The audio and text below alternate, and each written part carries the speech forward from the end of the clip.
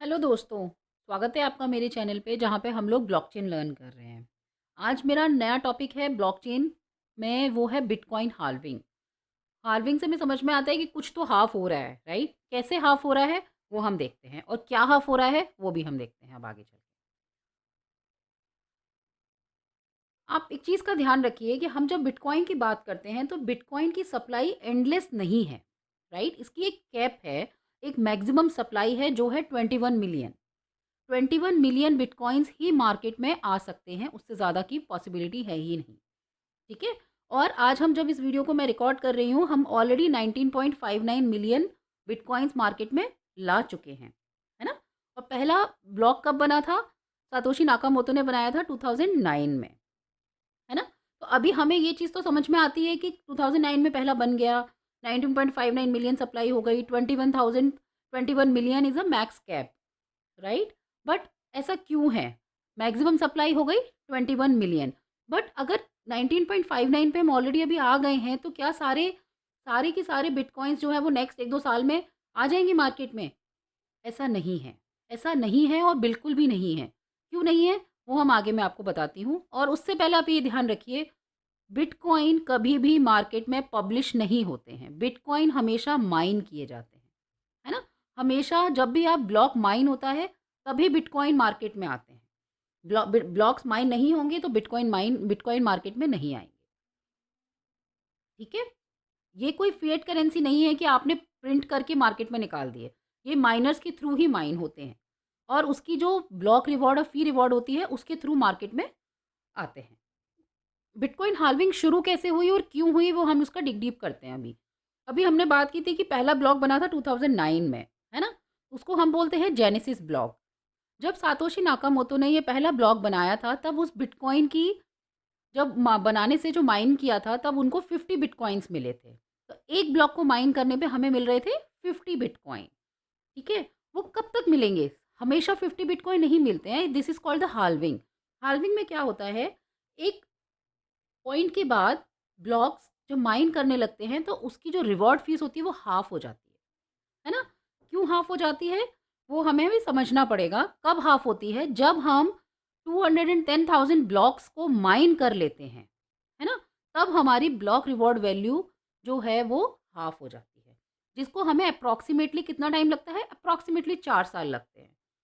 अब जस्ट कैसे 4 साल लगते हैं, जैसे आप उस चीज़ को सोचेंगे तो आपको समझ में आएगा। एक ब्लॉक रफली 10 मिनट्स में माइन होता है ना? एक दिन में कितने हो गए? 144 माइन हो गए। उसी हिसाब से अगर आप कैलकुलेशंस करते जाएँगे तो आपको समझ में आएगा कि आपके कितने ब्लॉक्स माइन होते चले जाएँगे, है ना? हमें की क्या है हमारी, एक ब्लॉक को माइन होने में अप्रॉक्सिमेटली 10 मिनट्स लगते हैं।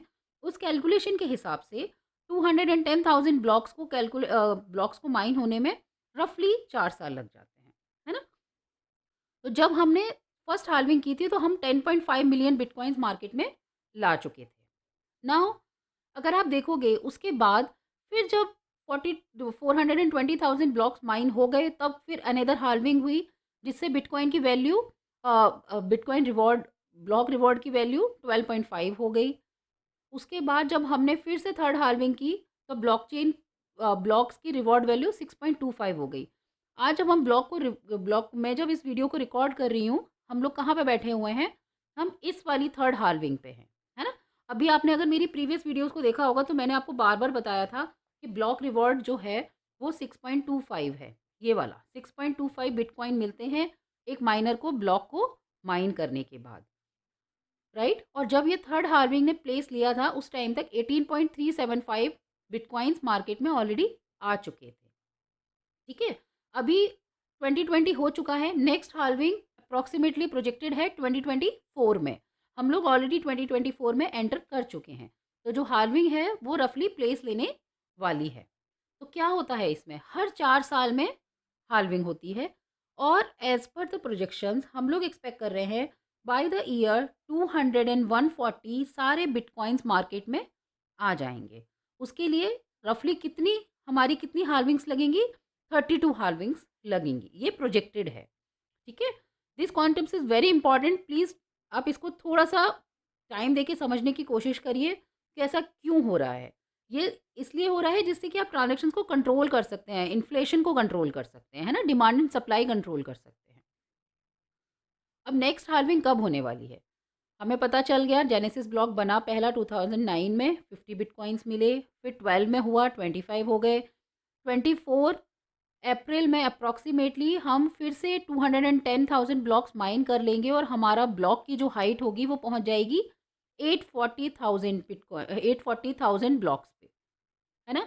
उसके बाद से जो ब्लॉक्स माइनर्स जब ब्लॉक माइन करेंगे उनको 3.125 बिटकॉइंस मिलेंगे एज अ ब्लॉक रिवॉर्ड। ठीक है? अब दोबारा ये आता है दिमाग में कि उसके बाद क्या होगा? सारे बिटकॉइन्स आ गए मार्केट में तो फिर क्या होगा? बिटकॉइन हाल्व करने के लिए मैंने आपको बताया अप्रॉक्सिमेटली 32 हाल्विंग्स लगेंगी। कब तक कंप्लीट होगा? 200 एंड 140 ईयर्स तक कंप्लीट होगा, है ना? अभी कब तक माइन होता रहेगा? जब तक कि सबसे लीस्ट वैल्यू 1 सातोशी पर हम नहीं पहुँच जाते, तब तक हमारी ये हाल्विंग प्रोसेस चलता रहेगा। क्योंकि जब 1 सातोशी पे हम पहुँच जाएँगे, उसके बाद हाफ़ नहीं हो सकता। तो क्या होगा? जब ब्लॉक हमारा टोटल बिटकॉइन्स मार्केट में आ जाएँगे, उसके बाद जब माइनर्स इसको माइन करेंगे, तो उनको ब्लॉक रिवॉर्ड नहीं मिलेगा, उनको सिर्फ़ फ़ी रिवॉर्ड मिलेगा। फ़ी ट्रांज़ैक्शन फ़ीस मिलती है, right? They will be awarded with the transaction fees which will be circulated in the market. ठीक है? तो आपका ये कॉन्सेप्ट बहुत इम्पोर्टेंट है। आई होप आपको समझ में आ गया होगा। आप इसको दोबारा समझिए, दोबारा उसको अंडरस्टैंड करने की कोशिश करिए बिकॉज़ ये आपके लिए क्रिप्टो करेंसी में, माइनिंग में यूज़फुल है। आप इसको अगर ट्रेडिंग करना चाहते हैं तो उसमें भी यूज़फुल होगा ये कॉन्सेप्ट। ब्लॉकचेन लर्न करना चाहते हैं, बिटकॉइन लर्न करना चाहते हैं, तो ये कॉन्सेप्ट बहुत इंपॉर्टेंट है जिसको हम हाल्विंग बोलते हैं। ठीक है? आप अपने को लर्न करते रहिए, समझिए इसको। अगर कुछ परेशानी है तो प्लीज़ रीच आउट करिए। I will try to help you out. ठीक है? Thank you so much for learning.